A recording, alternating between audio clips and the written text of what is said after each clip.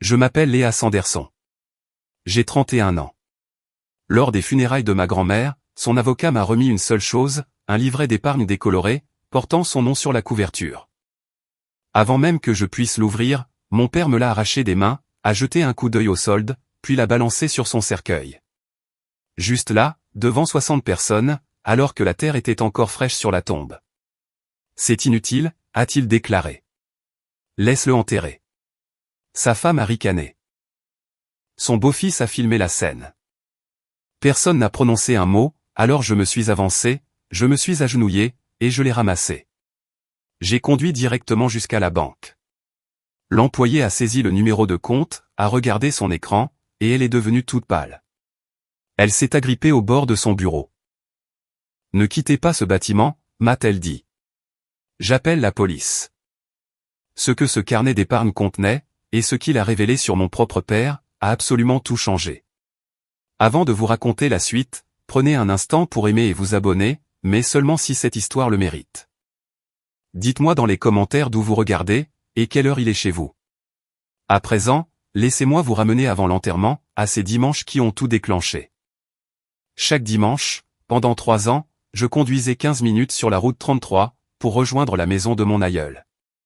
C'était un petit plain-pied blanc, doté de volets verts, et d'un jardin fleuri de pétunias, qu'elle cultivait depuis bien avant ma naissance. La peinture s'écaillait. Les marches du porche grinçaient. Mon père répétait sans cesse, « Maman s'en sort à peine. » Cette maison, c'est tout ce qu'il lui reste. Je n'y allais jamais parce qu'elle me le demandait. J'y allais parce qu'elle était la seule personne, à ne jamais me faire ressentir, que j'étais redevable de quelque chose pour le simple fait d'exister. Nous avions notre routine. J'apportais les courses, le bon pain de chez Muller, et non la marque du supermarché. De son côté, elle avait déjà préparé le café. Je nettoyais la cuisine, je changeais ses draps, je vérifiais ses médicaments. Ensuite, nous nous asseyions sur la véranda s'il faisait doux, ou à la table de la cuisine dans le cas contraire, et elle me racontait des histoires sur ma mère. Personne d'autre ne me parlait jamais de ma maman. Grand-mère Ruth avait une habitude que je ne comprenais pas. Chaque premier du mois, elle s'installait à son bureau, sortait un petit carnet marron, et y inscrivait des chiffres. Des colonnes impeccables, tracées d'une écriture soignée. Une fois terminée, elle le verrouillait dans le tiroir du haut, et glissait la clé dans sa poche. Je lui ai posé la question, un jour. « Qu'est-ce que c'est, mamie ?» Elle a souri. « La petite manie de grand-mère. »« Ne t'en fais pas pour ça, ma chérie. » Je n'ai pas insisté. J'aurais dû le faire. Il y avait autre chose. Tous les quelques mois, mon père l'appelait, pour lui dire qu'il voulait l'aider à gérer ses finances. À chaque fois, elle refusait, poliment mais fermement. Une fois, après qu'elle a raccroché, j'ai vu ses mains trembler. Ce n'était pas de la faiblesse, c'était tout autre chose. Il part d'un bon sentiment, a-t-elle murmuré, mais elle a évité mon regard en prononçant ces mots. À l'époque, je l'ai cru. Ce n'est plus le cas aujourd'hui. Laissez-moi revenir un peu en arrière, car pour saisir ce qui s'est passé devant cette tombe, vous devez comprendre à quoi ressemblait la vie, dans la maison de Gérald Sanderson. Ma mère, Émilie, a perdu la vie quand j'avais 10 ans. Un accident de voiture, un mardi matin. Je me souviens très bien des céréales que je mangeais, quand le téléphone a sonné. Je me souviens de mon père, assis sur le sol de la cuisine, pendant presque 1 an après le drame. Il a essayé. Je lui accorde au moins ça. Il a fait des efforts. Puis, il a baissé les bras. Il m'a envoyé vivre chez grand-mère Ruth, pendant 3 ans. Juste le temps de me remettre sur pied, avait-il promis. Lorsqu'il a épousé Donna Peton, il m'a ramené à la maison. Non pas parce que je lui manquais, mais parce que Donna affirmait que cela ferait mauvais genre, si sa fille vivait chez sa mère. Donna avait un fils, Kyle. Il avait 2 ans de moins que moi. Il a hérité de la grande chambre. Moi, on m'a relégué dans la pièce à côté du garage. Pas de placard, une seule fenêtre, et un radiateur qui fonctionnait 1 fois sur 2. Kyle a reçu un pick-up à ses 16 ans. Moi, j'ai dû acheter une vieille Civic de 12 ans d'âge, avec mes pourboires de serveuse. Donna excellait dans l'art des apparences. Devant les voisins, elle clamait « Nous traitons tous nos enfants de la même manière ». Mais à huis clos, elle glissait à mon père ta fille mange ici, dort ici, et ne contribue à rien. Pourtant, je participais. J'ai payé la facture d'électricité tous les mois, dès mes 19 ans. Mon père, lui, n'a jamais mentionné ce détail. J'ai obtenu mon diplôme d'infirmière à 23 ans, j'ai travaillé dans un centre de santé communautaire, et je me suis bâti une vie. Cependant, lorsque grand-mère Ruth est tombée malade en 2022, j'ai réduit mes heures pour m'occuper d'elle. Mes revenus ont chuté, mes économies ont fondu, et j'ai fini par retourner vivre, dans cette fameuse chambre à côté du garage. Mon père racontait aux voisins, je soutiens ma fille adulte, car elle n'arrive pas à s'en sortir seule. Il omettait toujours de parler de la facture d'électricité. À l'automne 2022, on a diagnostiqué à ma grand-mère une insuffisance cardiaque congestive. Le médecin a déclaré qu'elle pouvait rester chez elle, à condition d'avoir une aide constante. Alors, j'ai réorganisé mon existence tout entière. 3 jours par semaine, je travaillais à la clinique. Les 4 autres jours, j'étais chez elle. Je lui donnais son bain, je préparais des repas qu'elle pouvait avaler, je la conduisais à ses rendez-vous de cardiologie à 40 minutes de route. Et je triais ses pilules, dans ces petits piluliers en plastique, où les jours de la semaine sont imprimés. Mon père, de son côté, lui a rendu visite 3 fois, en l'espace de 2 ans. J'ai compté chaque occasion, où il s'est assis à la table de sa cuisine, pour répéter le même discours. Maman, laisse-moi simplement gérer tes comptes. Ce sera plus facile pour tout le monde. À chaque fois, elle a secoué la tête. À chaque fois, il est reparti en moins d'1 heure. Donna n'est jamais venue. Pas une seule fois. Kyle, lui, est passé un jour. Il s'est tenu dans l'encadrement de la porte, a balayé la petite maison du regard, et a demandé, « Alors, mamie, tu as mis quelque chose de côté, pour quand, tu sais? Pour plus tard ?» Ruth l'a dévisagé, sans prononcer une parole. Il a déguerpi au bout de 12 minutes. Un après-midi, au début de l'année 2023, je triais le courrier, sur le comptoir de grand-mère Ruth. J'ai découvert une enveloppe bancaire, contenant son relevé mensuel. En temps normal, je n'aurais pas regardé, mais la lettre était déjà ouverte, et un chiffre a attiré mon attention. Un retrait, de 15 000 $, daté de mars 2023. Grand-mère, tu as retiré 15 000 $? Elle n'a pas levé les yeux de ses mots croisés. Grand-mère a fait une erreur. Ne t'inquiète pas pour ça. J'ai laissé couler. Je n'aurais pas dû. Cette même semaine, en passant devant la porte de sa chambre, je l'ai surprise au téléphone. La voix basse. Prudente. Assure-toi que ce soit inattaquable, Warren. Il essaiera. Elle a raccroché, avant que je puisse l'interroger. Ce soir-là, elle m'a pris la main à travers la table, et m'a confié une chose, que je n'allais comprendre que des semaines après sa disparition. Quand je mourrai, prends le carnet dans le tiroir. Ne laisse pas ton père s'en emparer. Promets-le-moi. J'en ai fait la promesse. Le 5 octobre, c'était un dimanche. J'ai roulé jusqu'à chez elle, par le même chemin que d'habitude. La radio éteinte, et les vitres baissées, car l'air sentait bon le feu de bois, et les feuilles mortes. La porte d'entrée n'était pas verrouillée. La cafetière était froide. Je l'ai trouvée dans son lit, les mains croisées sur sa vieille Bible, les yeux clos. Elle avait l'air de dormir, si ce n'est que la chambre était beaucoup trop silencieuse. Pas de tic-tac d'horloge, pas de respiration superficielle, provenant de la machine à oxygène, installée près de sa table de nuit. Je me suis assise au bord du matelas, et je lui ai pris la main. Elle était froide, et raide.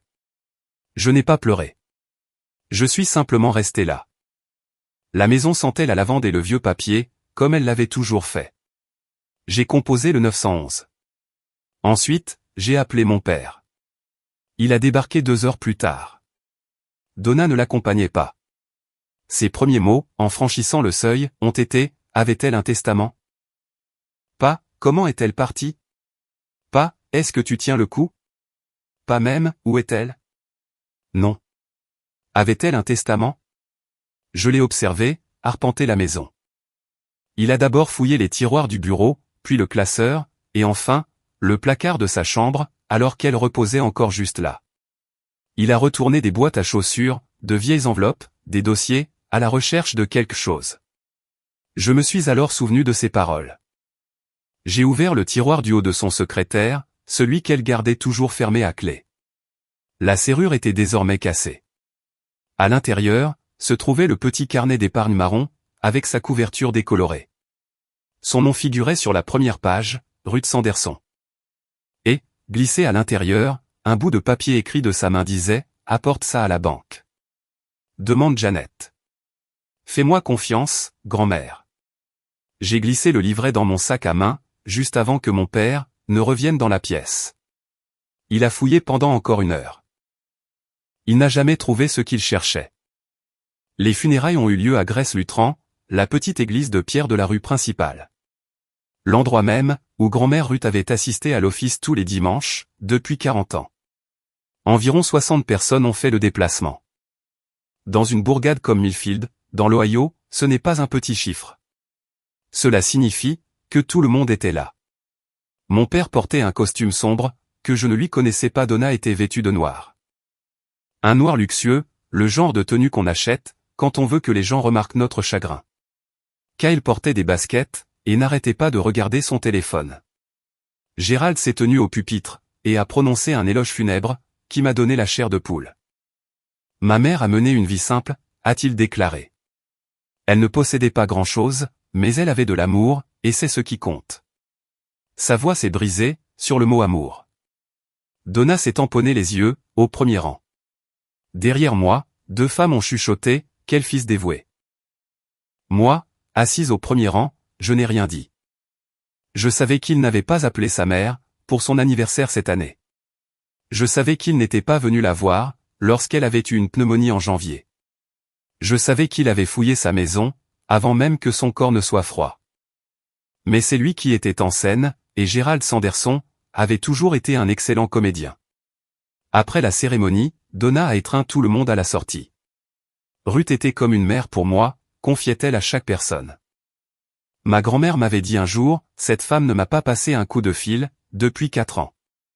À l'extérieur, j'ai surpris Kyle, en train de prendre un selfie sur le parking. Il était appuyé contre sa voiture, et souriait. À un enterrement. Peggy Callaway, la plus vieille amie de ma grand-mère, une femme de 74 ans, mesurant 1m50 mais dotée d'une volonté de fer, l'a vue aussi. Sa mâchoire s'est crispée. Elle n'a fait aucun commentaire. Et dans la dernière rangée de l'église, j'ai remarqué quelqu'un, que je ne m'attendais pas à voir. Un homme aux cheveux gris, dans un costume sobre. Warren Holt, avocat à la cour. Il a croisé mon regard, et a hoché la tête. Juste une fois. J'ignorais encore, ce que ce signe signifiait. Au cimetière, ils ont descendu le cercueil en terre. Le vent d'octobre tirait sur les pans de manteau, et dispersait quelques feuilles sèches, sur la terre fraîchement retournée. 60 personnes se tenaient là, en demi-cercle. Dans un silence absolu. C'est alors que Warren Holt s'est avancé. Il s'est approché de moi, et non de mon père, pour me tendre une enveloppe en papier craft. Votre grand-mère, tenait à ce que vous ayez ceci, a-t-il annoncé. Personnellement. Avant que je puisse l'ouvrir, la main de mon père a jailli, et me l'a arraché. Qu'est-ce que c'est que ça? Gérald a déchiré l'enveloppe. À l'intérieur, se trouvait un livret d'épargne, identique à celui déjà rangé dans mon sac.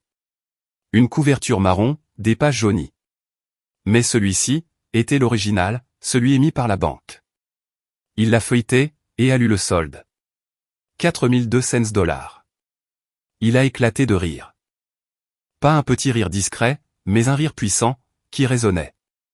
Puis, il l'a lancé. Le carnet a atterri sur le dessus du cercueil, a rebondi une fois, et a glissé dans le monticule de terre meuble, au bord de la tombe. Une terre encore sombre et humide. C'est inutile, a craché mon père. 4000 $. Laisse-le enterrer avec elle. C'est tout ce qu'elle a jamais eu. Donna a couvert sa bouche, mais je pouvais deviner le sourire, dissimulé derrière ses doigts. Kyle avait sorti son téléphone, pour enregistrer la scène. Il a ricané. 4 briques. C'est ce que je dépense en un mois. 60 personnes étaient présentes. Pas une seule n'a ouvert la bouche. Les poings de Peggy Callaway étaient serrés le long de son corps. Quelques voisins ont détourné le regard. Je suis resté parfaitement immobile, pendant un instant. Puis je me suis avancé, je me suis agenouillé au bord de la fosse, et j'ai ramassé le livret d'épargne dans la boue. Je l'ai épousseté, avec un soin infini. Lentement, je l'ai glissé dans la poche intérieure de mon manteau, juste au-dessus de mon cœur. Je n'ai pas dit un mot. Gérald me dévisageait.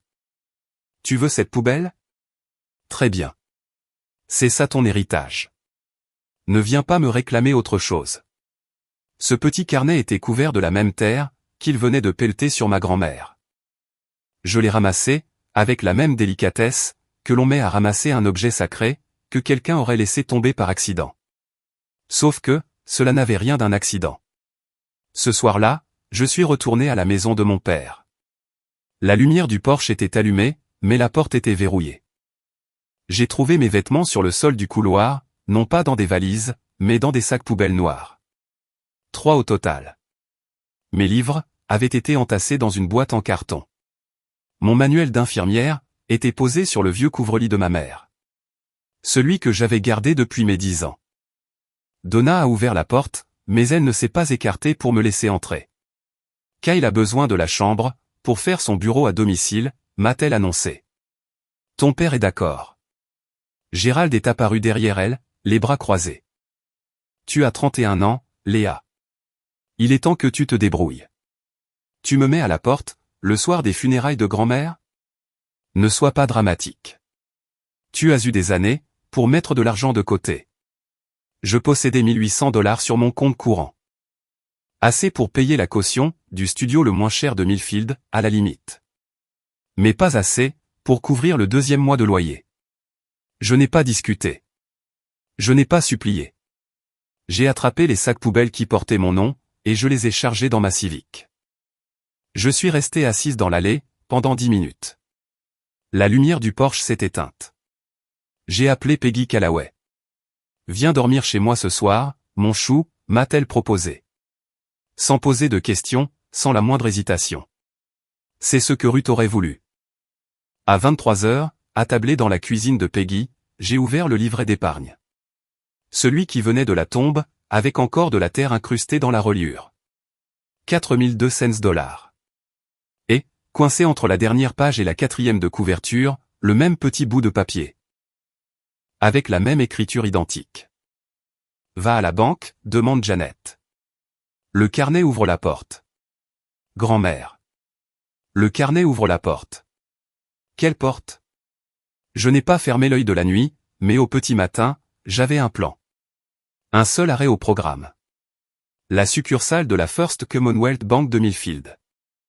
Quelle que soit la porte que grand-mère Ruth m'avait laissée, j'étais bien décidé à la franchir.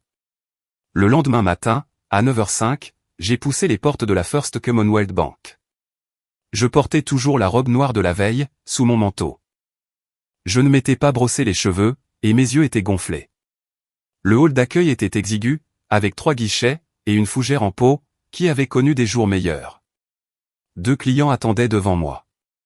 J'ai patienté. Quand je suis arrivé au comptoir, j'ai annoncé « J'aimerais parler à Janet, s'il vous plaît ». La jeune guichetière a cligné des yeux. « Janet Rios ? C'est notre responsable de clientèle principale. Avez-vous pris rendez-vous ? Non, mais ma grand-mère m'a dit de demander à la voir. » Quelque chose dans ma voix, ou peut-être dans mon regard, a poussé l'employé à décrocher son téléphone. Janet Rios est sortie 2 minutes plus tard. Une femme d'une 40aine d'années, avec des lunettes de lecture sur une chaînette, et une poignée de main ferme. Elle m'a conduite vers un bureau vitré, situé au fond. J'ai déposé le livret d'épargne sur son bureau. Elle l'a ouvert, a tapé le numéro de compte sur son ordinateur, a fait une pause, puis l'a retapé. Elle a scruté l'écran, m'a regardé, puis a fixé l'écran à nouveau. « Excusez-moi un instant », a-t-elle soufflé. Elle s'est levée, est sortie de la pièce, et a fermé la porte derrière elle. À travers la vitre, je l'ai vu passer un coup de téléphone. L'expression de son visage a radicalement changé. Elle a pressé sa main à plat contre le mur. Puis, elle est revenue. Mademoiselle Sanderson, ce compte d'épargne est lié à un trust. Une fiducie irrévocable. Vous y êtes inscrite, comme l'unique bénéficiaire. Je l'ai dévisagé, sans comprendre. Un trust ? Ma grand-mère avait créé un fonds en fiducie. Je dois appeler notre service de conformité. Elle a marqué une pause, et sa voix s'est assourdie. Et je dois contacter la police. S'il vous plaît, ne partez pas, la police? Pourquoi? Il y a eu des transactions non autorisées, sur un compte courant lié. Quelqu'un a accédé au fonds, en utilisant une procuration qui, selon nos dossiers, a été révoquée il y a plus de 2 ans. La pièce a semblé vaciller. Je me suis agrippé aux accoudoirs. Quel est le montant de ce trust? Janet m'a regardé, comme si elle évaluait ma capacité à encaisser la réponse. Elle a tourné son moniteur, pour que je puisse le voir. Puis, elle a pointé du doigt un chiffre, près du haut de l'écran. 2 317 000 $. Je l'ai lu 3 fois. Je l'ai lu une 4e fois, parce que mes mains tremblaient, et je croyais avoir mal compté les zéros. 2 millions, ma voix s'est brisée. 2 317 000 $, a confirmé Janet, doucement. Détenu dans un trust irrévocable, établi en 2017, et administré par cette banque en tant que fiduciaire institutionnelle. La seule bénéficiaire désignée est Léa Marie Sanderson. Elle a alors commencé à m'expliquer que le fonds avait été alimenté au fil des décennies. Votre grand-mère a travaillé comme comptable, chez Colton Manufacturing, pendant 31 ans. Elle a cotisé à une pension. Elle a perçu les indemnités de l'assurance vie, suite au décès de votre grand-père en 2005. Soit environ 350 000 $. En 2010, elle a vendu 32 hectares de terres agricoles familiales, à l'ouest de la ville. Les terrains agricoles du Midwest avaient pris énormément de valeur. La vente lui a rapporté environ 2 millions net. Le reste provient des intérêts cumulés et des dividendes soigneusement gérés. Mais, elle vivait dans une maison de 75 mètres carrés, ai-je balbutié. Oui, a répondu Janet. Par choix. Ma grand-mère avait grandi pendant les périodes de rationnement. Elle portait toujours les 3 mêmes gilets en rotation. Elle découpait les bons de réduction. Elle faisait pousser des tomates, et faisait ses conserves chaque mois d'août. Non pas par nécessité, mais parce qu'elle se souvenait de ce que c'était, de ne rien posséder. Et elle ne voulait plus jamais revivre ça. Mon père disait à tout le monde qu'elle était pauvre. Il y croyait dur comme fer, et n'a jamais pris la peine de creuser davantage. Le trust est irrévocable, a poursuivi Janet. Il ne peut être ni contesté, ni modifié. Votre grand-mère l'a conçu avec son avocat, pour qu'il soit, selon ses propres mots, indestructible. J'ai fixé ce chiffre, jusqu'à ce que ma vue se brouille. Pas à cause de l'argent, mais parce qu'elle avait tout planifié. Elle savait qu'il jetterait le carnet, et elle avait tout parié, sur le fait que moi, je le ramasserais. Grand-mère Ruth avait toujours été la personne la plus discrète de la pièce. Il s'est avéré qu'elle était aussi la plus brillante. La police est arrivée à la banque, moins d'1 heure plus tard. 2 agents, dont l'un en uniforme, et l'autre en costume gris. Ce dernier s'est présenté, comme étant un inspecteur de la brigade financière du comté. Ils se sont assis en face de moi dans le bureau, pendant que Janet affichait les dossiers sur son écran. Voici ce que nous avons, a déclaré Janet, en tournant le moniteur vers l'inspecteur. En 2023, 3 retraits ont été effectués depuis un compte courant lié, à l'aide d'une procuration durable, au nom de Gérald Sanderson. 15 000 en mars, 12 000 en juin, et 13 000 en septembre. Soit un total, de 40 000 $. L'inspecteur a pris une note. Et la procuration, a été révoquée par Madame Ruth Sanderson, le 9 janvier 2023. Nous avons l'acte de révocation dans nos dossiers. Chaque transaction effectuée après cette date, n'était donc pas autorisée. J'ai eu l'estomac noué. Mars 2023. C'était le retrait que j'avais aperçu, sur le relevé bancaire de grand-mère Ruth. Celui dont elle m'avait dit, que c'était une erreur. Elle ne s'était pas trompée. Elle s'était fait dépouiller par son propre fils. Et elle le savait. Elle l'a toujours su. Elle ne m'en a rien dit, parce qu'elle ne voulait pas m'inquiéter. Ou peut-être, parce qu'elle construisait déjà autre chose, quelque chose de bien plus solide que l'inquiétude. L'inspecteur s'est tourné vers moi. Mademoiselle Sanderson, étiez-vous au courant de ces mouvements? Non. J'ai vu un relevé un jour, mais elle m'a dit que c'était une erreur. Je l'ai cru. Cela relève de l'exploitation financière de personnes vulnérables. En vertu de la loi de l'Ohio, c'est un crime majeur. Nous allons devoir ouvrir une enquête officielle. J'ai hoché la tête, sans oser faire confiance à ma propre voix. À la sortie de la banque, je suis resté prostré dans ma voiture, pendant 20 minutes. Mon père avait volé sa propre mère, pendant qu'elle perdait la mémoire. 40 000 $. Et elle le savait. Elle était parfaitement au courant. Et au lieu de l'affronter, elle avait bâti une forteresse autour de tout le reste, et m'en avait laissé la clé. Ce relevé bancaire sur le comptoir de sa cuisine, n'était pas une négligence. Elle voulait que je le voie. Elle semait une graine, que je n'allais comprendre que 2 ans plus tard. À Millfield, les nouvelles ne circulent pas, elles explosent. Le lendemain après-midi, la moitié de la ville avait déjà entendu une version de l'histoire. Ruth Sanderson, la discrète Ruth avec ses petits gilets, avait laissé une fortune à sa petite fille, tandis que son fils n'avait pas touché un centime. Mon téléphone a sonné à 18 heures. Gérald. Peu importe ce que cette vieille folle a mis dans une sorte de trust. Ce n'est pas à toi. Sa voix était tendue, contrôlée. Cette fameuse voix, qu'il prenait quand il voulait vous faire comprendre, qu'il se contenait. Je suis son fils. Je vais contester tout ça. C'est irrévocable, papa. Tu ne peux rien contester. Regarde-moi faire. Il a engagé un avocat. J'ai découvert plus tard que c'était Denny Pratt, qui avait son cabinet dans la zone commerciale de la rue Oak. Droit de la famille, conduite en état d'ivresse, et, à l'occasion, des ventes immobilières. Pas vraiment un spécialiste en litige de fiducie. Pratt a apparemment dit la vérité à Gérald. Un trust irrévocable, géré par une banque, était pour ainsi dire impossible à annuler. Gérald lui a ordonné d'essayer quand même. Puis, ce fut le tour de Donna. Elle m'a appelé le lendemain. Avec sa voix douce, sa voix faussement inquiète. Celle qu'elle réservait pour les kermesses de l'église, et les réunions parents-professeurs. Léa, ma chérie, pense à l'effet que cela fait à ton père. Il a le cœur brisé. Ruth était sa mère. Partager cet argent, ce serait la bonne chose à faire. C'est comme ça qu'on agit en famille. Je n'ai pas répondu. Elle a attendu. Léa, tu es là. Je suis là, Donna. Alors, qu'est-ce que tu en penses? Je pense que ma grand-mère a pris sa décision. Et je compte l'honorer. Clique ce soir-là, Kyle a publié une photo sur Facebook. Pas de la pierre tombale de grand-mère Ruth, juste une image générique, accompagnée de cette légende, certaines personnes feraient n'importe quoi pour de l'argent, même voler la tombe de leur propre grand-père. 47 réactions. 12 commentaires.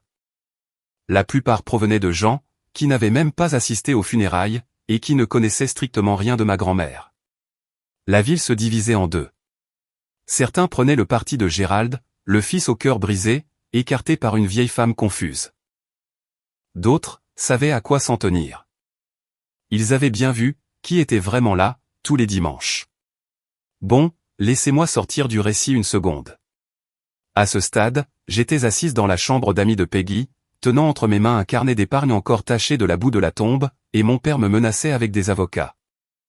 Alors, voici ma question la plus sincère, pour vous. Si votre père, l'homme qui a jeté le dernier cadeau de votre grand-mère sur sa tombe, en le qualifiant de poubelle, exigeait soudainement que vous lui remettiez ce qu'elle vous a laissé. Abandonneriez-vous tout, juste pour préserver la paix? Dites-le moi dans les commentaires. Je veux vraiment le savoir, car à cet instant précis, je l'ai presque envisagé. Presque. D'accord, revenons à ce qui s'est passé ensuite. Et croyez-moi, les choses ont empiré, avant de s'arranger. 2 jours après ma visite à la banque, j'étais dans le bureau de Warren Holt, au 2e étage d'un immeuble en briques de la rue Maple. Un bureau en chêne massif, des livres de droit du sol au plafond. Et une photographie de lui et de mon grand-père, en train de pêcher au lac Salt Fork, vers 1988. Warren avait 67 ans. Il dégageait ce calme imperturbable, propre aux vieux arbres. Il a croisé les mains, et m'a tout raconté. Votre grand-mère est venue me voir en 2017, a-t-il expliqué. Elle s'est assise dans cette même chaise. Et elle m'a dit, mon fils essaiera de tout prendre. Je le connais.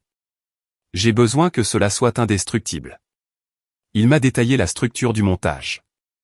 Un trust irrévocable.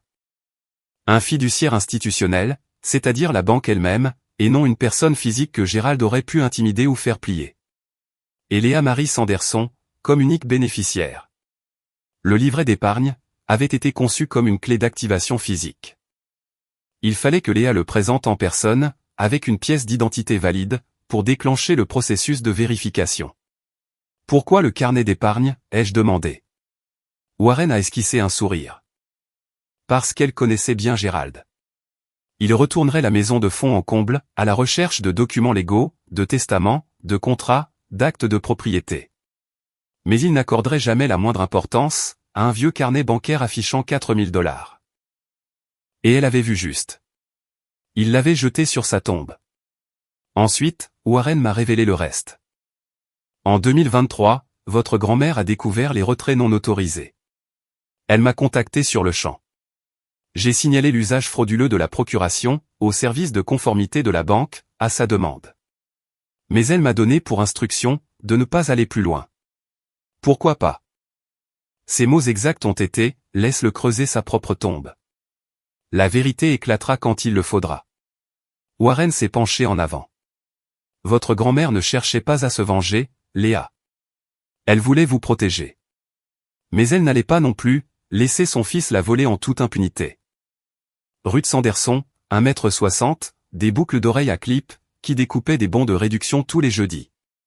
Elle avait construit un piège juridique, d'une précision si redoutable, que son propre fils y a marché les 2 pieds en avant, sans jamais en voir les murs.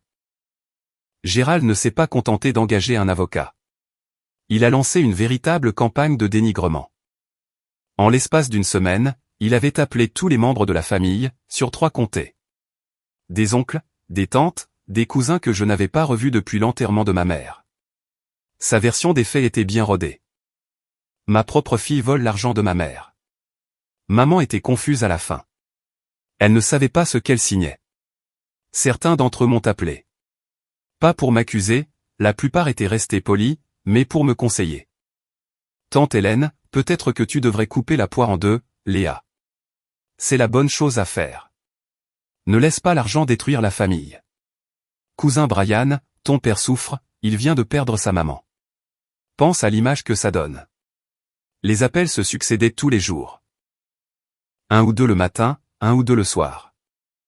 Un lent et régulier goutte à goutte de culpabilité, déguisé en bienveillance. Puis, Donna est passée à la vitesse supérieure. Elle a organisé ce qu'elle a appelé une « réunion de famille » chez Gérald. Ils ont convié une dizaine de proches. Je n'y étais pas invité. J'en ai entendu parler par tante Carole, la sœur cadette de mon père.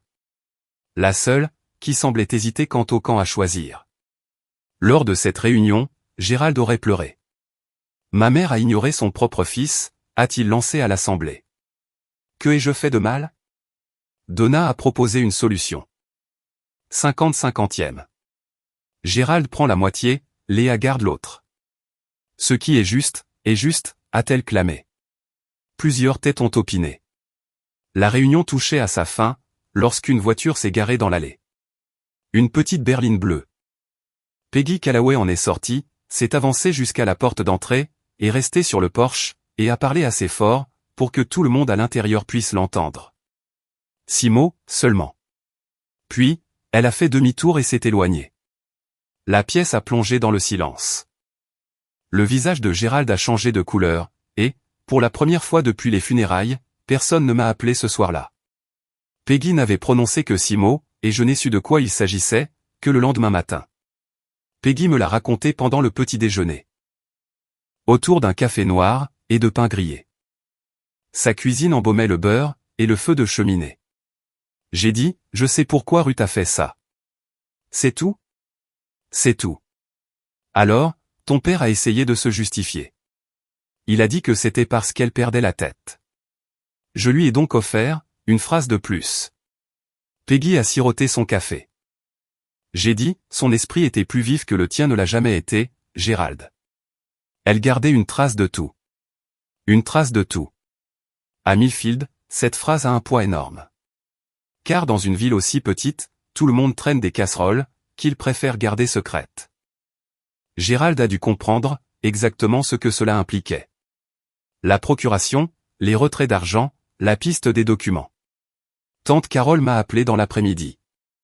Sa voix avait changé, elle était devenue prudente. Léa, de quelle trace parle Peggy? Il faudra poser la question à Peggy. Gérald prétend que ce n'est qu'une vieille folle, qui cherche à semer la zizanie. Peggy a 74 ans. Elle a dirigé la bibliothèque du comté pendant 30 ans. Elle n'est pas folle. Un silence. Je commence à croire qu'il y a plus dans cette histoire que ce que ton père nous raconte. Il y en a, tante Carole. Mais ce n'est pas à moi de le divulguer. Cela éclatera au grand jour tout seul. Les coups de téléphone de la famille ont ralenti. Pas d'un seul coup, mais de manière visible. Quelques personnes se sont discrètement retirées du conflit. C'est entre toi et ton père, m'a envoyé mon cousin Brian par texto. Je reste en dehors de ça. Ce soir-là, Peggy a posé une tasse de camomille sur ma table de nuit.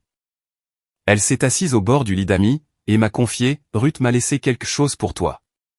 Une lettre. Mais elle m'a fait promettre, de ne te la donner, que lorsque l'affaire du trust serait totalement réglée. Pas encore, ma chérie. Bientôt. Qu'est-ce qu'elle dit? Peggy m'a tapoté la main. Elle dit tout ce que tu as besoin d'entendre. Mais tu n'es pas encore prête.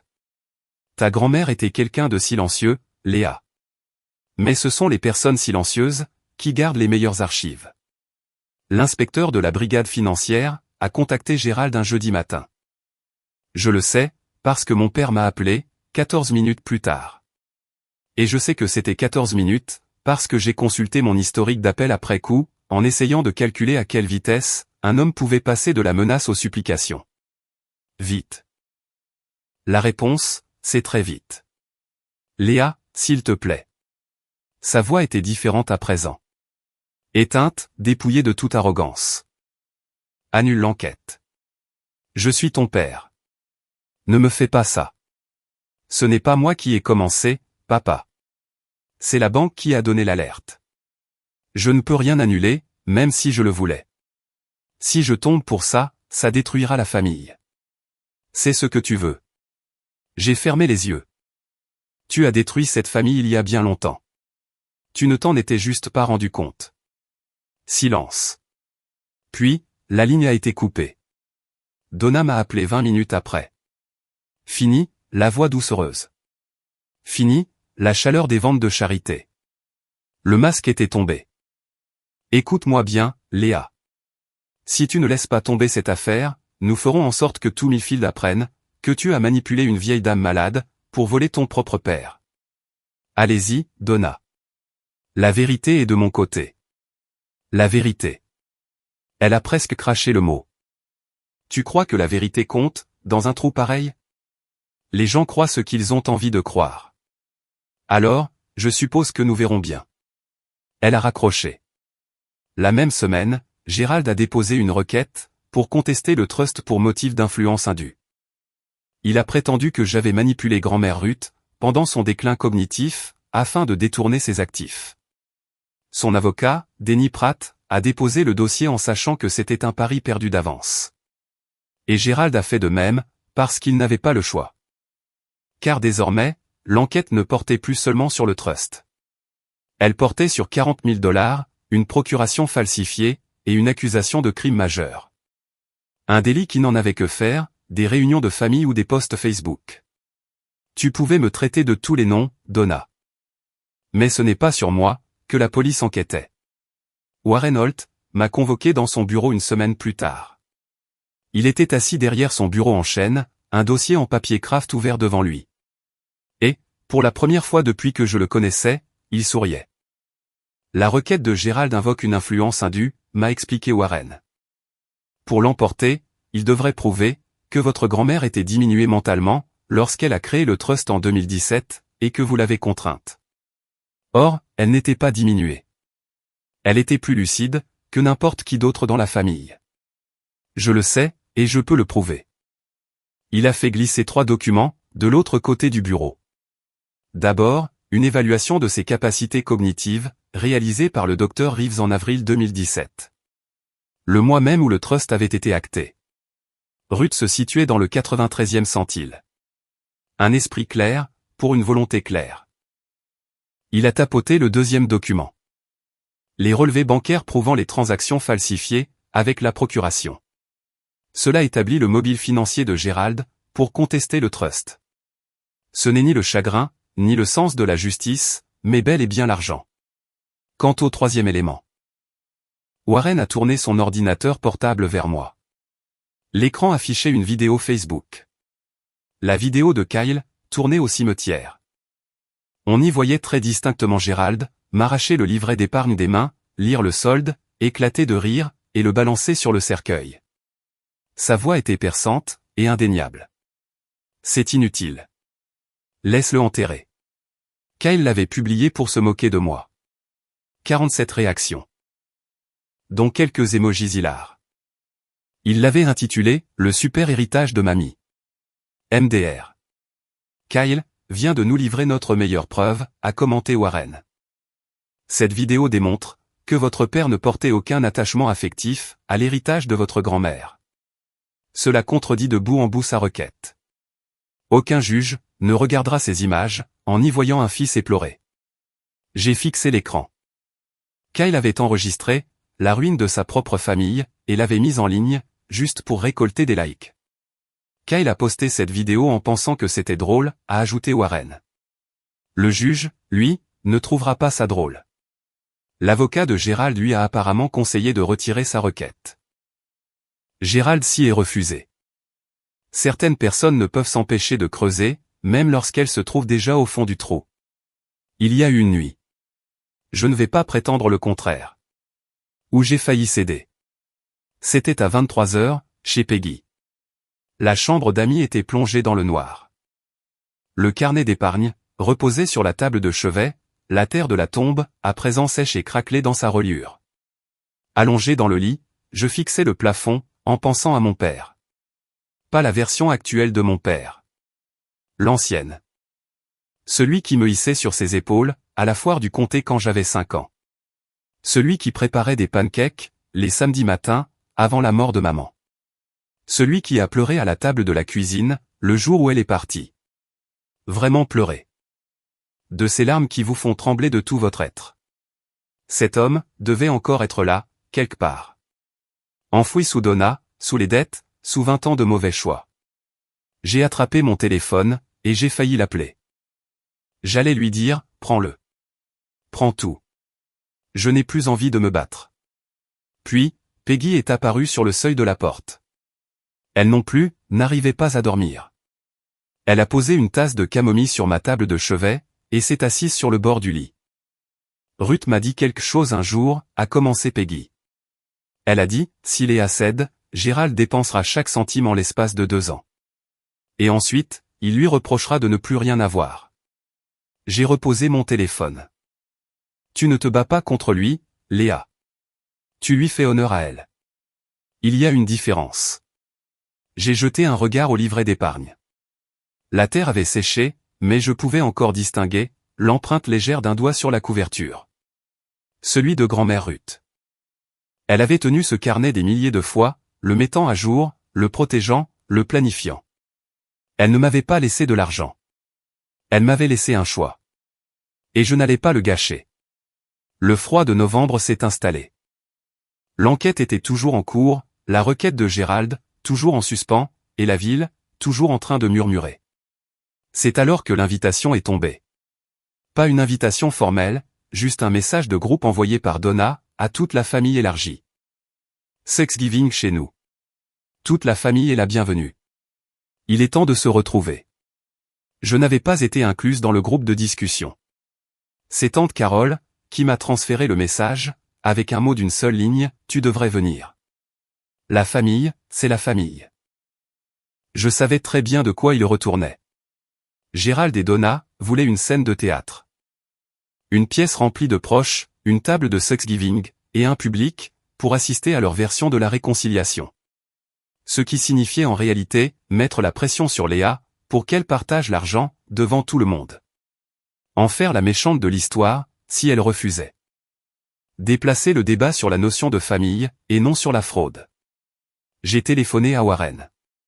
Vous ne leur devez rien du tout, m'a-t-il dit. Mais si vous y allez, allez-y préparé. Il m'a fourni des copies. Un résumé de la situation juridique du trust, la liste des transactions non autorisées, effectuées avec la procuration, avec les dates et les montants. Ainsi que le document de révocation, datant de janvier 2023. Pas des armes, a-t-il précisé. Juste des faits. Au cas où quelqu'un poserait des questions. Et s'il n'en pose pas, alors vous mangez de la dinde, et vous rentrez chez vous. Mais j'ai rencontré votre père, Léa. Il ne pourra pas résister à l'envie de faire un discours.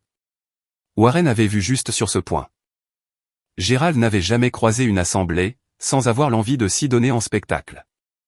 J'ai passé la nuit d'avant Thanksgiving chez Peggy. Elle a repassé mon chemisier, et j'ai préparé un gratin de maïs. La recette de grand-mère Ruth, celle avec les biscuits Ritz émiettés sur le dessus. Sur le pas de la porte, Peggy m'a serré le bras. Ruth serait fière de toi, m'a-t-elle assuré. Ruth m'aurait dit de prévoir un plus grand plat à gratin, ai-je répliqué. Peggy a éclaté de rire. C'était bien la première fois depuis des semaines. J'ai conduit jusqu'à la maison de mon père, le matin de Thanksgiving. Je n'y avais pas remis les pieds, depuis le soir où ils avaient mis mes affaires dans des sacs poubelles. La vérité n'a pas besoin d'un discours. Elle a juste besoin de la bonne audience. 15 personnes. Une longue table, une nappe blanche, que Donna avait probablement achetée le matin même. Des bougies, et une dinde, un peu trop grillée d'un côté. La maison sentait le romarin, et quelque chose de chimique. L'un des désodorisants électriques de Donna. J'ai déposé le gratin de maïs sur le comptoir. Quelques proches m'ont prise dans leurs bras, les autres se sont contentés de hocher la tête. Kyle n'a pas levé le nez de son téléphone. Gérald m'a serré la main, comme si j'étais un partenaire d'affaires, et non sa fille. Donna m'a placé à l'autre bout de la table, contre le mur. Je n'ai pas protesté. Nous avons survécu à l'entrée. Puis, Gérald s'est levé. Il a tapoté son verre d'eau avec un couteau à beurre. Le silence s'est fait dans la pièce. Avant que nous mangions, a-t-il entamé. Je voudrais dire quelques mots. Il a remercié tout le monde d'être venu. Il a parlé de la famille. Il a parlé de gratitude. Les banalités classiques de Thanksgiving. Puis, le revirement. Comme beaucoup d'entre vous le savent, il y a eu une certaine confusion concernant l'héritage de ma mère. Il s'est arrêté, a regardé son assiette, puis a relevé les yeux. Je tiens à être clair. Ma mère était une femme simple. Elle a vécu simplement. Et si elle a pris certaines décisions à la fin de sa vie, c'est parce qu'elle a été influencée par quelqu'un en qui elle avait trop confiance. Il m'a regardé droit dans les yeux. 15 têtes se sont tournées vers moi. Donna a enchaîné. Nous voulons juste ce qui est juste. Ruth aurait voulu que son fils ne manque de rien. Léa le sait très bien. Kyle, la bouche pleine de pain, a ajouté « Ouais, Léa. Fais ce qui est juste. » 15 personnes. Les flammes des bougies qui vacillent. Et toute la pièce, qui attendait que je m'écrase. J'ai posé ma fourchette. J'ai déposé ma serviette à côté de mon assiette, et je me suis levé. Les yeux de Gérald se sont plissés. La main de Donna s'est crispée sur son bras. Kyle a fini par lâcher son téléphone. J'avais passé 31 ans, à être la fille discrète en bout de table. Ce soir, j'avais quelque chose à dire. Ma voix était posée. J'y ai veillé. Vous voulez parler de ce que grand-mère Ruth souhaitait? Très bien, parlons-en. L'assistance retenait son souffle. Papa. Tu lui as rendu visite, 3 fois en 2 ans. Moi, j'y étais tous les dimanches. J'ai changé ses draps. Je l'ai conduite à chacun de ses rendez-vous chez le cardiologue. Et je lui ai tenu la main, quand elle n'arrivait pas à dormir. Gérald a ouvert la bouche. Je ne me suis pas arrêté. Tu disais à tout le monde qu'elle était pauvre. Elle n'était pas pauvre. Elle avait choisi de vivre simplement. Ce n'est pas la même chose. J'ai plongé la main dans la pochette, que j'avais apportée avec le plat à gratin. J'ai déposé une simple feuille de papier sur la table, et je l'ai fait glisser vers le centre, pour que tout le monde puisse la voir. En 2023, quelqu'un a utilisé une fausse procuration, pour retirer 40 000 $ du compte de grand-mère Ruth. 15 000 en mars, 12 000 en juin, et 13 000 en septembre. Silence glacial. La bougie la plus proche de moi a vacillé. La police enquête actuellement sur le sujet. Et le nom figurant sur cette procuration est Gérald Sanderson. Une fourchette a heurté une assiette, quelque part au bout de la table. Tante Carole a plaqué ses mains sur sa bouche. Donna est devenue livide. La chaise de Gérald a grincé en reculant. C'est un mensonge. Elle m'avait donné son autorisation. Elle a révoqué la procuration, le 9 janvier 2023. Tout retrait postérieur à cette date relève de la fraude. J'ai gardé une voix égale. Abus financier sur personnes vulnérables. Selon la loi de l'Ohio, c'est un crime, papa. Personne ne bougeait. Personne ne se servait de purée, ni ne remplissait son verre. La dinde trônait au centre de la table, intacte, en train de refroidir. Gérald a scruté les visages autour de lui. Son beau-frère, ses cousins, sa sœur. Tous le fixaient, avec la même expression. La lente et effroyable prise de conscience, de la vérité. Je ne suis pas venu pour me battre, ai-je continué. Je suis venu parce que vous m'avez invité à un repas de famille. Alors, voici la vérité de cette famille. Donna a bondi de sa chaise. C'est ridicule. Léa déforme tout. Gérald aimait sa mère. La pièce est restée pétrifiée. Tante Carole, la sœur cadette de Gérald, celle qui m'avait transféré l'invitation, a pris la parole pour la première fois. Une voix basse et prudente. Gérald, est-ce vrai? As-tu falsifié cette procuration? Gérald fixait la table. Sa mâchoire se contractait. Aucun mot ne sortait. Ce silence résonnait plus fort que n'importe lequel de ses discours en chair. Donna a tenté une nouvelle manœuvre. Elle s'est tournée vers moi, pointant un doigt accusateur. Espèce de petite ingrate. Je ne finirai pas cette phrase à ta place, Donna. La voix venait de derrière moi. Peggy Callaway a franchi le pas de la porte de la cuisine. Elle était là, depuis avant même le début du repas. Je lui avais demandé de venir, et elle avait insisté, pour attendre dans la cuisine. Juste au cas où, avait-elle dit. Au cas où, c'était maintenant. Peggy tenait un petit magnétophone à cassette. Un modèle à l'ancienne, avec une mini-cassette. Ruth gardait chaque lettre, chaque message vocal. Y compris celui où tu as conseillé à Gérald de, et je cite, vider le compte de la vieille, avant qu'elle ne change d'avis. Le visage de Donna s'est décomposé. Je n'ai pas, 15 janvier 2023. Sur le répondeur de Gérald. Ruth l'a entendu, lorsqu'elle vous rendait visite. Elle m'a appelé ce soir-là. Elle me l'a fait écouter par téléphone, et elle l'a enregistré. La salle entière a expiré d'un coup.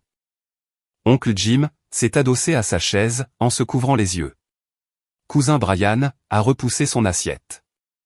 Carole s'est tournée vers Kyle. Et cette vidéo n'était pas de toi? Celle de l'enterrement. Où Gérald balance le carnet sur le cercueil. Tu l'as postée en ligne. Kyle s'est levé d'un bond.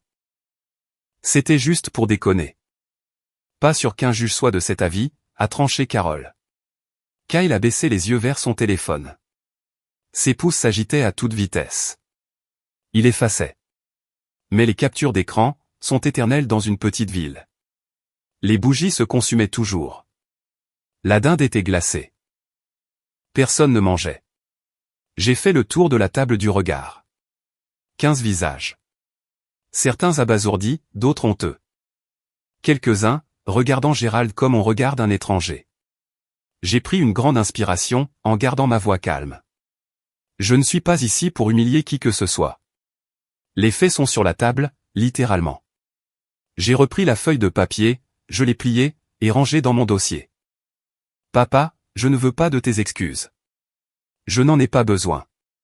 Ce dont j'ai besoin, c'est que tu comprennes. Je ne céderai pas ce que grand-mère Ruth m'a laissé. Ni la moitié, ni un seul dollar. Car elle ne me l'a pas laissé comme un cadeau.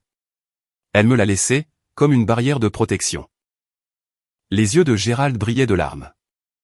Impossible de savoir si c'était de la honte, ou de l'apitoiement sur lui-même. Peut-être les deux.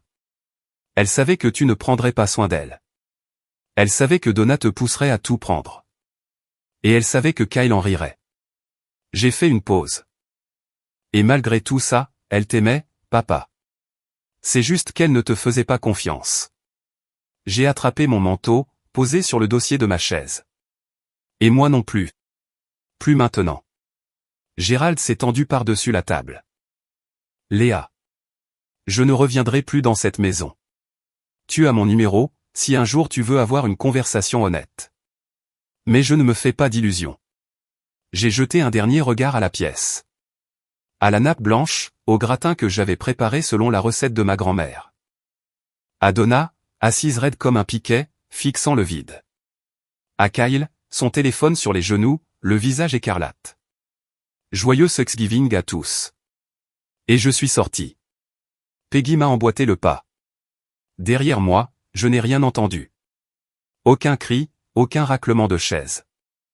Juste ce genre de silence, qui s'abat sur une pièce, quand toutes les personnes présentes, sont en train de réévaluer celui qu'elles ont défendu.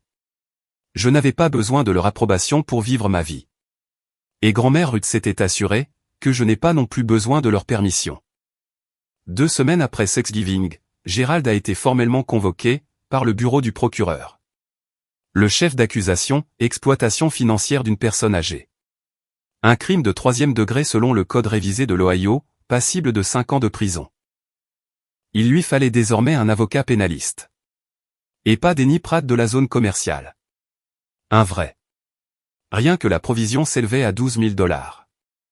Un argent qu'il n'avait pas. Il a dû la payer, avec la carte de crédit qui servait déjà à rembourser la rénovation de la cuisine exigée par Donna l'année précédente. La maison, encore sous le coup d'une hypothèque de 180 000 $, saignait maintenant de l'argent de 3 côtés différents.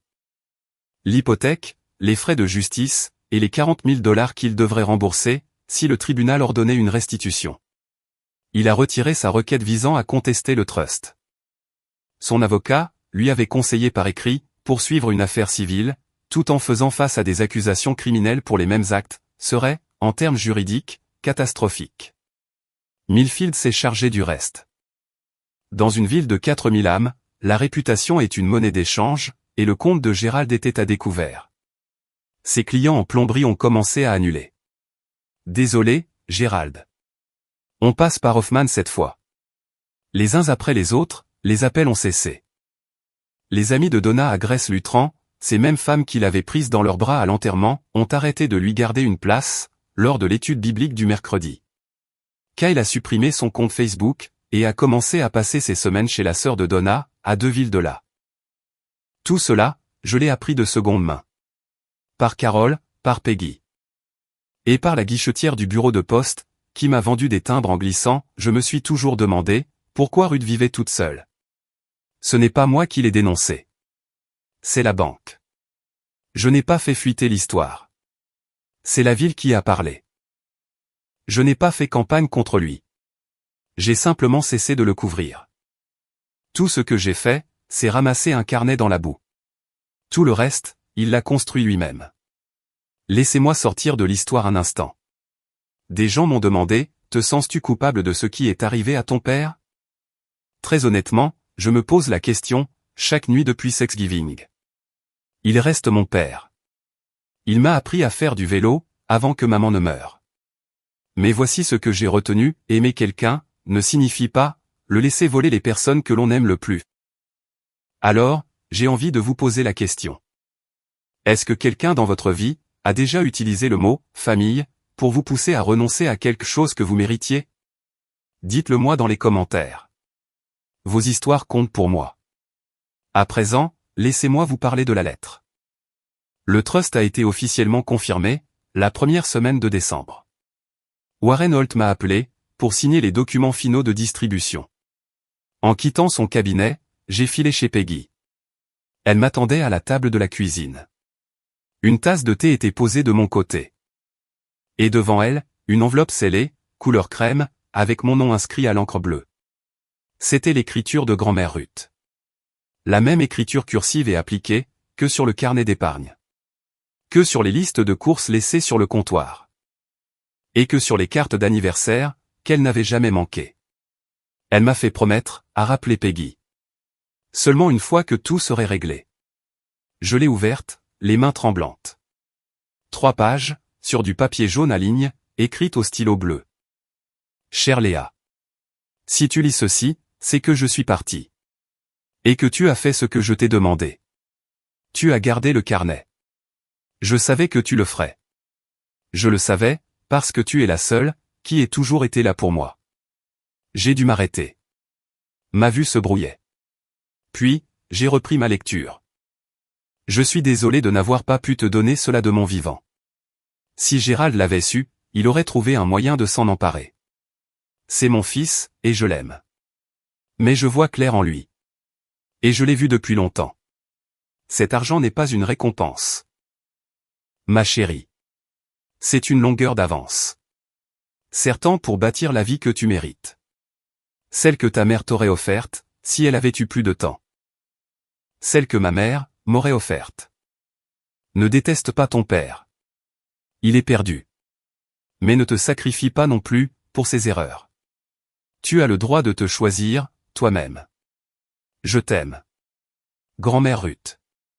PS, j'espère que tu prépares toujours ma soupe au poulet le dimanche.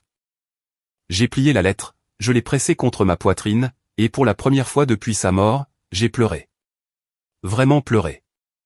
De ces larmes qui vous font trembler de tout votre être. Peggy n'a pas prononcé un mot. Elle a simplement posé sa main sur la mienne, et m'a laissé m'effondrer, à la table de sa cuisine. Puis, elle a ajouté, il y a encore une chose que Ruth a laissée. Ce n'est pas dans la lettre. C'est dans sa maison. Peggy m'a conduite jusqu'à la maison de grand-mère Ruth. Elle était exactement telle que je l'avais laissée. Les pétunias étaient morts sous le gel. Les marches du porche grinçaient toujours. Le parfum du désodorisant à la lavande s'estompait, mais flottait encore, si on inspirait profondément. Elle m'a guidé jusqu'au sous-sol. Passé la chaudière, passé l'étagère de tomates en conserve, jusqu'à un coin sombre, derrière le chauffe-eau. Là, reposait une boîte en bois, sur une vieille serviette. Elle était petite, peut-être une trentaine de centimètres de large. En noyer foncé. Sur le couvercle, gravé en lettres adoucies par le temps et les caresses, figurait un seul nom, Émilie. Le nom de ma mère. Je me suis agenouillé sur le sol en béton, et je l'ai ouverte. À l'intérieur, il y avait un journal intime, écrit de la main de ma mère. Des entrées datant de l'époque où elle était enceinte de moi. Le bébé a donné un coup de pied aujourd'hui. Côté droit, juste sous mes côtes. Je crois qu'elle va être têtue. Sous le journal, une petite liasse de photographies. Mes parents le jour de leur mariage. Ma mère en train de rire. Mon père, jeune et mince, la regardant comme si elle était la seule personne dans le cadre. Ma mère, me tenant dans ses bras alors que j'étais nouveau-né, toujours dans sa chemise d'hôpital. Sous les photos, un bracelet en argent. Une chaîne fine, sans fermoir. Ma mère le portait tous les jours. Et tout au fond, une carte d'anniversaire. Écrite à la main, mais inachevée. Joyeux 11e anniversaire, ma petite. Elle est morte 6 semaines, avant que je n'aie 11 ans. Elle n'a jamais terminé cette carte. Mon père avait jeté cette boîte, lorsqu'il avait fait de la place pour Donna. Grand-mère Ruth l'avait récupérée dans les poubelles. Elle l'avait gardée précieusement pendant 20 ans, en m'attendant. Je suis resté assise sur le sol du sous-sol. Dans cette maison qui sentait la lavande et les conserves de tomates. En serrant le bracelet de ma mère, contre mon poignet. Ma grand-mère ne s'était pas contentée de protéger mon avenir. Elle avait aussi protégé mon passé. J'ai utilisé une partie du trust pour acheter une maison. Rien de grandiose. Un petit pavillon de 2 chambres sur Birch Lane, à 6 minutes de l'ancienne maison de grand-mère Ruth. Avec un bardage blanc, et un porche d'entrée juste assez grand, pour y poser 2 chaises. J'ai planté des pétunias, le long de l'allée. La même variété qu'elle cultivait. J'ai repris le travail à temps plein. Infirmière en santé communautaire. La même clinique, les mêmes patients, les mêmes gardes de 12 heures. Je n'ai pas démissionné. Je n'ai pas acheté de bateau, ni pris un vol pour Paris. Je n'ai fait aucune de ces choses, que les gens s'imaginent, quand ils entendent le mot « 2 millions ». J'ai engagé une conseillère financière, que Warren m'avait recommandée. Une femme de Columbus, spécialisée dans la gestion des trusts. Et j'ai établi un plan de placement. Prudent, à long terme. Exactement comme grand-mère Ruth l'aurait voulu. Je ne suis pas riche. Je suis à l'abri du besoin. Il y a une différence, et c'est elle qui me l'a apprise. Gérald a négocié une peine allégée en février. 3 ans de mise à l'épreuve, et la restitution intégrale des 40 000 $. Payé en plusieurs fois, puisqu'il n'avait pas la somme en un seul bloc. Et 200 heures de travaux d'intérêt général. Cela a été inscrit, dans son casier judiciaire. Et à Millfield, un casier vous suit jusque dans les rayons du supermarché. Donna a cessé d'aller à l'église. Kyle a déménagé à Columbus, sans laisser d'adresse de réexpédition. Je ne parle plus à mon père. Je n'ai pas bloqué son numéro. La porte n'est pas verrouillée, mais je ne vais pas l'ouvrir pour lui. Tante Carole m'appelle un dimanche sur 2. Et petit à petit, nous reconstruisons une relation. C'est fragile, mais c'est sincère. Chaque dimanche matin, je conduis jusqu'au cimetière de Millfield. J'apporte des fleurs fraîches. Des pétunias en été, des chrysanthèmes en automne, et du hou en hiver. Je m'assois sur le banc, près de sa pierre tombale, et je lui parle. Je lui raconte mes journées avec les patients. Je lui parle de la maison, et des pétunias. Je crois qu'elle m'entend. Ou peut-être que j'ai juste besoin d'y croire. Dans tous les cas, je continue de venir. Tous les dimanches. Comme d'habitude. Dimanche matin, dans ma cuisine. Les fenêtres sont ouvertes, et la douce lumière matinale s'étire sur le plan de travail, en longues bandes chaleureuses. Je prépare une soupe au poulet. La recette de grand-mère Ruth. Avec des carottes coupées en gros morceaux, et non en fines tranches. Elle était très pointilleuse sur ce détail. Du céleri du jardin. Un poulet entier, pas des morceaux découpés. Les morceaux découpés, c'est pour les gens pressés. Léa, nous ne sommes pas pressés.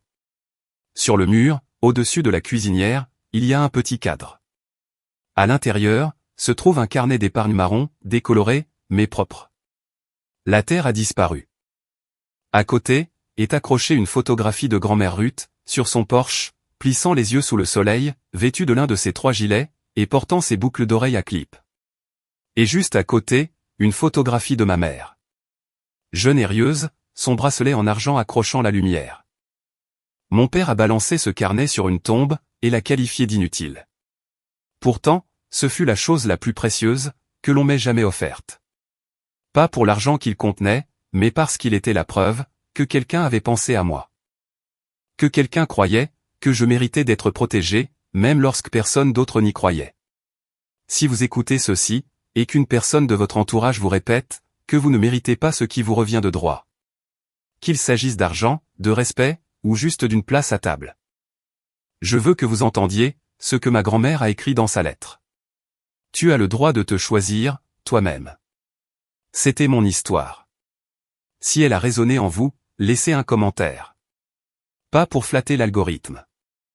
Mais pour la prochaine personne qui fera défiler les vidéos, et qui aura besoin d'entendre ce message aujourd'hui.